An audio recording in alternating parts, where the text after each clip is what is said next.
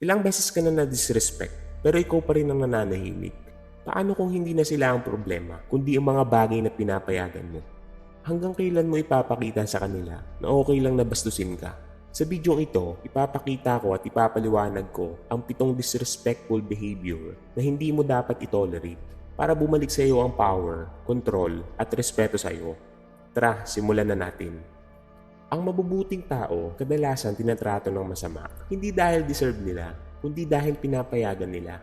Nananahimik sila, nagpapatawad agad. Sinasabi sa sarili, hindi naman worth it. At sa bawat beses na ginagawa nila yon, unti-unti silang nawawalan ng power. Dati, akala ko nagiging mabuti, ibig sabihin tanggap mo ang lahat. Mali ako. Ang totoo, tinuturuan ko lang ang ibang tao kung hanggang saan nila ako kayang i-push. Hindi to naiintindihan ng karamihan. Akala nila ang disrespect parang panahon lang, bigla na lang dumarating, wala kang kontrol. Pero hindi ganon. Ang disrespect may pahintulot. Sa bawat pagkakataon na nananahimik ka, nagbibigay ka ng pahintulot. Sa bawat pagpapatawad na walang consequence, nagbibigay ka ng pahintulot. Sa bawat pag-iisip na okay lang to, binibigay mo sa kanila ang mapa ng kahinaan mo. At gagamitin nila yon. Lumalaki ang disrespect kapag walang resistance. Doon nagbago ang lahat para sa akin. Kasi ibig sabihin, ang disrespect hindi lang basta nangyayari sa'yo. Lumalaki yan sa mga space na hindi mo dinidepend, sa boundaries na hindi mo pinapatupad, sa katahimikang pinipili mo kaysa panindigan. Hindi ka biktima ng disrespect, nagiging enabler ka nito. Masakit pakinggan, pero yan ang katotohanan magpapalaya sa'yo. Dahil kung ikaw ang nag-create ng sitwasyong to, kaya mo rin itong tapusin. Ngayon, hindi bukas. Hindi ito tungkol sa pagiging masama, hindi ito tungkol sa paghihiganti, hindi ito tungkol sa pagiging malamig o sa galit. Ito ay tungkol sa kontrol. Kontrol sa oras mo, kontrol sa energy mo, kontrol kung sino ang may access sa'yo at paano nila yon makukuha. Karamihan, hindi na kinukuha ulit ang kontrol na to. Umaasa lang sila na magbabago ang mga tao. Naghihintay na bigla na lang silang re-respetuhin. Iniisip nila, balang araw, marereward ang pagiging mabait. Hindi mangyayari yon kung hindi mo ipinapatupad. Ngayon, pag-uusapan natin ang mga behavior na hindi mo dapat itolerate. Hindi dahil masama ka, kundi dahil pinahahalagahan mo ang kontrol mo. Bawat isa dito ay test, at ang mga magiging response mo ang magdedesisyon. Nananatili ba ang power mo o ibinibigay mo lang ulit? Kaya makinig ka at maging ready bawiin ang sayo. Sabihin mo sa sarili mo, karapat dapat ako sa respeto. Simulan na natin. Number 1, pagtanggap ng kasinungalingan. Ang kasinungalingan, hindi maliit na bagay. Walang harmless lie. Kapag nagsinungaling ang isang tao sa'yo, may desisyon silang ginawa. Pinili nilang hindi ka worth it sabihan ng totoo. Tinetest nila kung mapapansin mo. At kung napansin mo man, tinetest nila kung magsasalita ka. Karamihan, napapansin nila ang kasinungalingan. Nararamdaman nila yan. May maliit na boses sa ulo nila na nagsasabi may mali. Pero anong ginagawa nila? Pinipili nila ang comfort kaysa confrontation. Pinipili nila ang peace kaysa power. Isa yung malaking pagkakamali. Kasi kapag inignore mo ang dishonesty, may message kang pinapadala, tatanggapin ko ang manipulation. Isipin mo yon, tinuturuan mo ang tao na okay lang magsinungaling sa'yo. Pinapakita mo na walang consequence. Binubuksan mo ang pinto para sa malalaking kasinungalingan. Napapansin din ito sa loob ng isang sistema, puno ng kompetisyon at manipulasyon. Sa ganitong kapaligiran, unti-unting lumilitaw kung paano ginagamit ng mga tao ang kasinungalingan para umangat. Kung gaano ang deception nagiging paraan para kontrolin ang galaw ng iba. At doon, malinaw na lumalabas ang isang simpleng katotohanan. Ang kasinungalingan ay hindi humihinto dahil sa kabutihan. Humihinto ito kapag may taong kayang makita ito at may lakas ng loob na hindi magpauto. Ang katahimikan may presyo at ang binabayaran mo, respeto. Pero tandaan mo, ang confrontation hindi kailangang maingay. Hindi mo kailangang sumigaw. Hindi mo kailangan ng drama. Kailangan mo lang ng linaw. Sa sandaling kalmado mong pinall out ang kasinungalingan, nagbabagong laro. Ang mga taong totoo mag-a-adjust, magsusorry, mag-i-explain, magko-connect. Dahil mas mahalaga sa kanila ang relasyon kaysa sa kasinungalingan. Ang manipulator, doon mo sila makikilala. Magiging defensive sila. Ipapafeel nila na parang ikaw ang mali. Doon dodoblehin nila ang kasinungalingan o tuluyan silang mawawala. Ano man ang mangyari, panalo ka kasi alam mo na kung sino ang kaharap mo, may impormasyon ka na at makakagawa ka na ng desisyon mula sa lakas, hindi sa kalituhan. Pero ito ang importante, gawin mo agad, hindi sa pangatlong beses, hindi kapag may ebidensya ka na, hindi kapag nakapagtanong ka na sa 3 kaibigan, sa unang beses pa lang. Kasi sa bawat kasinungalingan na pinapalampas mo, pinapadali mo ang susunod. Hindi ka na nagpapanatili ng space, nagtitrain ka na ng kasinungalingan. At kapag nasanay sila, lalalayan, mas magiging kampante sila, mas lalaki ang kasinungalingan. Huwag mong hintayin ng perfect moment, wala nun. Ang meron lang, ngayon o wala. Kapag may nahuli kang kasinungalingan, sabihin mo lang, hindi yan totoo, ito ang nangyari. Walang galit, walang drama, facts lang. At obserbahan mo ang reaksyon, doon mo makikita ang tunay nilang ugali.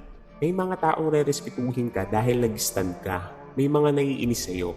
Hayaan mo sila. Kasi ang respeto, nakuha mo dahil sa katahimikan. Kasi ang respetong nakuha mo dahil sa katahimikan, hindi totoong respeto, kontrol yon. Hindi mo kailangan ng mga taong gusto kang magpanggap na hindi mo alam ang totoo. Hindi mo kailangan ng relasyon na optional ang honesty. Deserve mo ang katotohanan, hindi dahil perpekto ka, kundi dahil tumatanggi kang lokohin ng sarili mo. At number 2, panlalait na tinatago bilang honesty. Madalas nakasmile to, parang biro, parang advice, parang real talk lang. Pero ang ending, pareho lang, pakiramdam mo lumit ka. Hindi yan honesty, power move yan, gamit ang doubt. Pansinin mo kung ano ang nararamdaman mo pagkatapos mong kausapin ng isang tao. Hindi lang kung sino ang sinasabi nila, kundi kung ano ang effect sa'yo. Kung palagi kang nakakaramdam na parang kulang ka, questionin mo sarili mo. O nagiging unsure ka, hindi yan aksidente, strategy yan, sanay sila. Alam nila kung paano magdi-deliver ng insulto na parang concern. Alam nila kung paano ka i-criticize habang mukhang may pakialam sila. Alam nila kung paano ka pagdududahin sa sarili mo habang mukhang tumutulong sila. Honest lang ako, yan ang shield nila. Ginagamit nila yan para umiwas sa accountability. Kasi nga naman, paano ka magagalit sa taong tumutulong lang? Madali lang sagot dyan, kilalanin mo ang patterns. Sa loob ng isang sistemang puno ng kompetisyon, hindi lahat ng umaatake ay direkta. Mas madalas, pinipili nila ang mas tahimik na paraan, unti-unti. At sa gantong paraan, nagbabago na pala ang direksyon ng sitwasyon. Isang simpleng komento, isang tanong sa desisyon mo, isang suggestion na parang tulong, pero may halong pagdududa, hindi mo agad napapansin, pero habang tumatagal, may nagbabago. Hindi ang sitwasyon, kundi ang tiwala mo sa sarili mo. At doon nagsisimula ang tunay na kontrol. Kapag nasira ang confidence mo ng tahimik, madali ka ng kontrolin. At yan mismo ang nangyayari sa'yo. May taong unti-unting binabawasan ang paniniwala mo sa sarili mo. At ginagawa nila ito sa paraang hindi ka makapagreklamo at sa paraang hindi ka magmumukhang sensitive o defensive. Ganito ang difference. Ang totoong honesty, binubuo ka habang nagsasabi ng totoo. Sinasabi niya, napansin ko ito at ito ang pwede mong i-improve. May solusyon, galing sa tunay na suporta.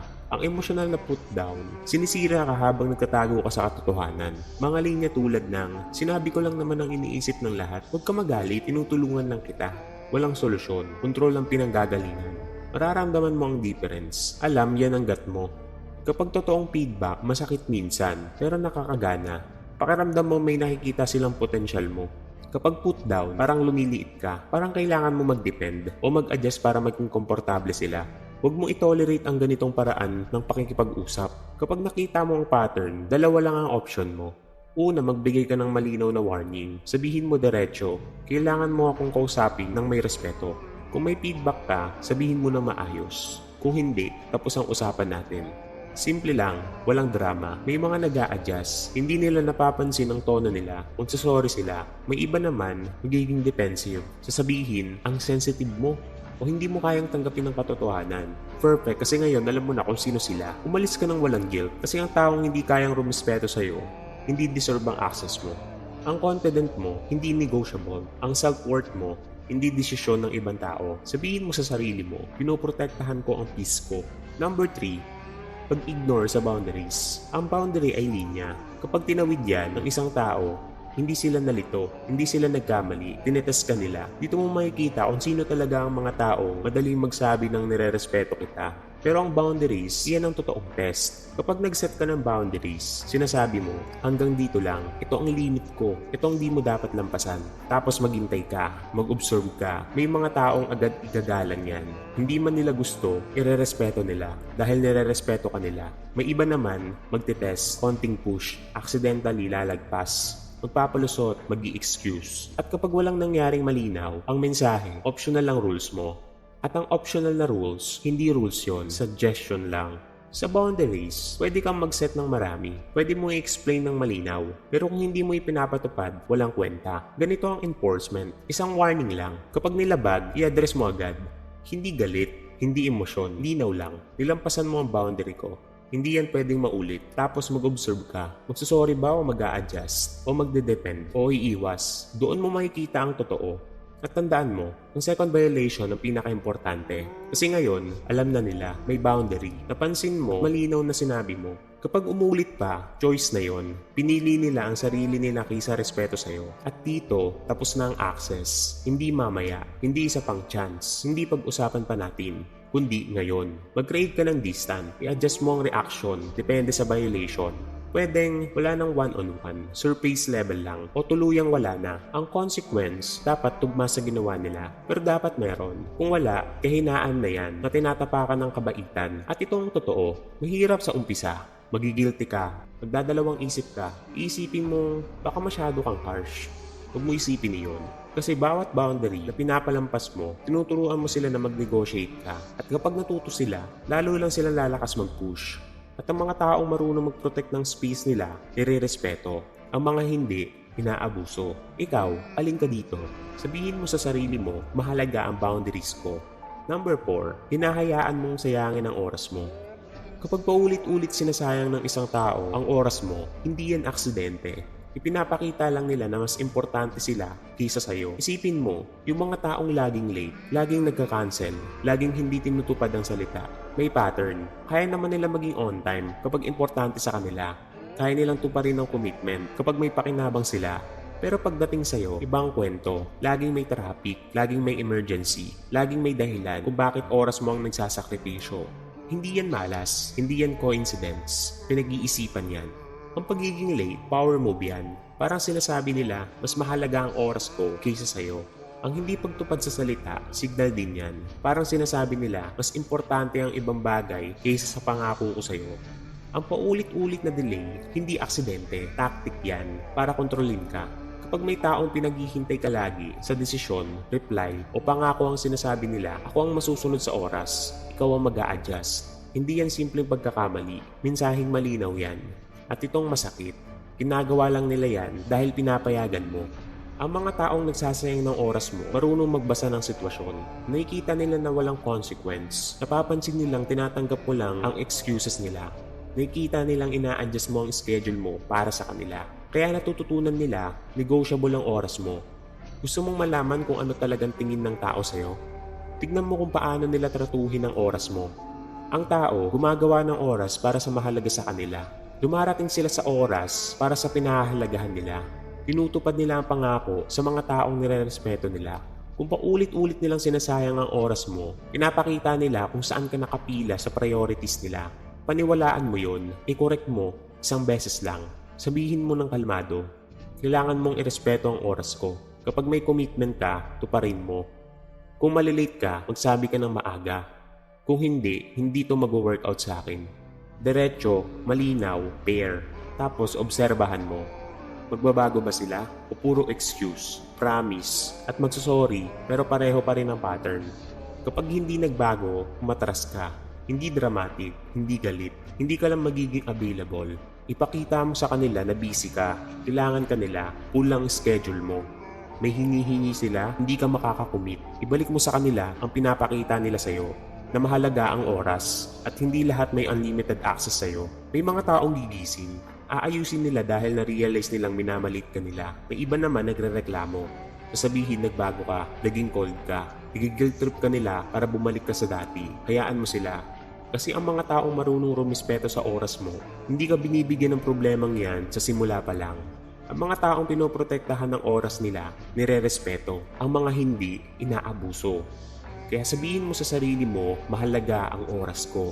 Number 5, pili lang ang accountability. Pansinin mo to, kapag sila ang may mali, may dahilan. Kapag ikaw, kasalanan mo. Hindi to aksidente, strategy to. Kapag sila nagkamali, may stress, may dahilan, may pinagdadaanan. Kailangan mo silang intindihin. Kapag ikaw, walang excuse, dapat alam mo na, dapat ginawa mo to. Double standard. Sila may comparison, ikaw may criticism, sila may second chance. Ikaw pinaaalala ang past mistakes. Dito nabubuo ang relasyon na isa ang may power, isa ang may blame. At ang pinakadelikado, pinaparamdam nila na pair to. Pinagdududa ka nila sa sarili mo. Iisipin mo ikaw ang mali. Hindi, babala na to. Matagal na itong naobserbahan ang mga sitwasyon na may power imbalance. Kapag hindi pantay ang rules, may nagiging dominance. Kapag ibang rules nila sa'yo, hindi lang ito simpleng hypocrisy, isa itong hierarchy. Tahimik nilang inilalagay ang sarili nila sa itaas at ikaw dahang-dahang itinatabi sa ibaba. Hindi ito nangyari biglaan, unti-unti, hanggang sa mapuno ka ng guilt sa mga bagay na hindi mo naman talaga kasalanan. Paano malalaman? Tignan mo ang apology. Nagbabago ba sila o paulit-ulit lang? Tignan mo ang blame. Lagi bang ikaw? Hindi ba sila? Tignan mo ang standards. Hinihingi ba nila ang hindi nila kayang ibigay? Kung oo, lumabas ka. Hindi mamaya. Hindi subukan pa natin. Ngayon na. Kasi ang taong ayaw sa equal accountability, hindi kailanman tatanggap nito. Pwede mong ipaliwanag ng perfect, hindi pa rin magbabago. Sabihin nila, binibilang mo na naman. Dinadala mo ang past. O unfair ka. Huwag mong sayangin ang energy mo. Hindi mo responsibilidad na i-balance ang relasyon. Kung may isang taong nakikinabang sa imbalance, umalis ka. Lumayo ka sa mga taong hindi kayang sundin ang parehong standards na hinihingi nila sa'yo. Sa relasyon na iisa lang ang may accountability, hindi ka nandito para maging laging mali. Deserve mo ang partnership, hindi dictatorship. Deserve mo ang fairness, hindi manipulation. Deserve mo ang pantay na accountability. Huwag kang manatili sa lugar na iisa lang ang direksyon ng accountability. Sabihin mo sa sarili mo, deserve ko ang fairness. Number 6, inamaliit ang standards mo. Sa moment na tinaas mo ang standards mo, may resistance agad. Tinatawag ka nilang mahirap pakisamahan, masyadong cold, sobrang demanding. Alam mo kung bakit? Kasi mas mahirap ka na nilang kontrolin. Ang standards mo, banta sa mga taong sanay sa mababang expectations mo. Kapag sinabi mong gusto mo ng mas maayos na trato, mas malinaw na komunikasyon, mas effort, sinisira mo ang komportabling sistema na nakasanayan nila at lalaban sila. Hindi sa pagiging honest, hindi sa pag-amin na ayaw nila mag-effort. Lalaban sila sa pamamagitan ng pag-atake ng standards mo. Sasabihin nila, sobra ka na. Walang ganyan. Magiging mag-isa ka niyan. Gagawin nilang problema, imbis na ang kakulangan nila sa respeto. Ito ang manipulasyon na pinakamalinis na anyo. Kasi ang totoo, hindi mataas ang standards mo. Mababa lang ang effort nila. Hindi ka humihingi ng pagiging perfecto. Ang hinihingi mo, consistency, respeto. Yung parehong effort na binibigay mo, ibinabalik din sa'yo. Hindi yan sobra. Basic lang yan. Pero para sa taong sanay sa bare minimum, ang basic parang bundok. At imbes na umakyat sila, pinipilit nilang bumaba. Huwag kang bababa. Ang standards mo, naglalagay sa limit sa access mo. At ang access, kapangyarihan. Kapag tinaasan mo ang standards mo, may sinasabi ka, hindi lahat pwedeng maging malapit sa akin. Hindi lahat may access sa oras, energy at pasyensya ko. Kailangan nyo na tong i-earn. At yan ang kinakatakutan ng mga taong sanay sa libreng access mo. Bigla silang kailangan mag-effort, maging consistent, patunayan na mahalaga ka sa kanila. Para sa marami, masyadong mahirap yan. Kaya anong gagawin nila? Igi-guilt trip ka nila para ibaba mo ulit ang standards mo. Huwag mong ibababa, hayaan mo silang umalis. Oo, seryoso, hayaan mo silang umalis. Hayaan mo silang tawagin kang mahirap pakisamahan. Hayaan mo silang sabihin sa iba na nagbago ka. Hindi mo kailangan ng taong tingin sa basic respect ay sobrang taas. Hindi mo kailangan ng relasyon na ang consistency ay too much to ask. Hindi mo kailangan ng taong pinaparamdam sa'yo na mali ang gusto mo. Ito ang mangyayari kapag pinanindigan mo ang standards mo. Ang maling tao, aalis. Ang tamang tao, mananatili. Yung maling tao, hindi naman talaga aabot sa standards mo. Laging minimum lang, laging may excuse, laging ikaw ang sisisihin. Yung tamang tao, aakyat sila, a-appreciate nila ang linaw mo. Irerespeto nila ang boundaries mo. Mag-e-effort sila dahil mahalaga sa kanila. Sila ang para sa'yo. Huwag mong ibaba ang standards mo para lang maging komportable. Kasi ang comfort ay galing sa mababang expectations. Hindi yan peace. Pagsisettle yan. At hindi ka ginawa para magsettle. Ginawa ka para magtaas ng standards at makita kung sino ang kayang umabot. Sabihin mo sa sarili mo, tinataas ko ang standards ko. Number 7. Tinetest ka rin kahit nagsasalita ka na. Pagkatapos mo mag-set ng boundaries, susubukan ka ulit. Hindi direkta, tahimik lang, konti lang, para makita kung totoo ba ang sinasabi mo. Ito ang hindi naiintindihan ng karamihan. Ang pag-set ng boundaries, kalahati pa lang ng laban. Ang totoong laban, nagsisimula pagkatapos mo magsalita. Kasi hindi ka nila paniniwalaan agad. Akala nila bluff lang, emotional ka lang, babalik ka rin sa dati. Kaya tinetest ka nila. Baka malate ulit, pero 10 minutes lang. Baka may maliit na disrespect, di kasing lala dati. Baka lalampas ng konti, pero halos hindi halata. Titignan nila, seryoso ba talaga siya? O pwede ko pa rin itong gawin? At ang response mo, ay yan ang magdidesisyon sa future na relasyon ninyo. Kapag pinalagpas mo, tapos na. Permanent na ang disrespect. Alam na nila, hindi tugma ang salita mo sa actions mo. Nagsasalita ka, pero umatras ka rin. At kapag alam na nila yan, hawak ka na nila. Lalakas pa sila sa susunod. Mas lalampas. Mas magiging lantaran. Pero kapag nagpatupad ka ng consequence, doon mismo matatapos. Late sila, umalis ka, hindi ka maghihintay. May disrespect na comment, i-call out mo agad. Napag-usapan na natin to, hindi yan respectful, tapos na tayo dito. Ignore mo ang boundary, bawasan mo ang access. Distance agad. Hindi ito pagiging masama. Ito ay pagiging malinaw. Kasi ang power, hindi sinasabi, pinapakita.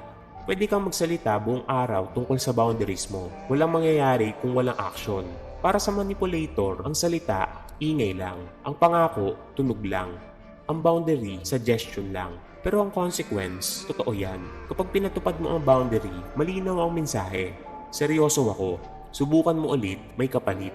Karamihan titigil. Aayusin nila ang behavior nila. Yung hindi, sila mismo ang aalis. At hayaan mo, kasi hindi naman sila ang totoong test. Ikaw, pinahalagahan mo ang sarili mo, sapat para protektahan ito.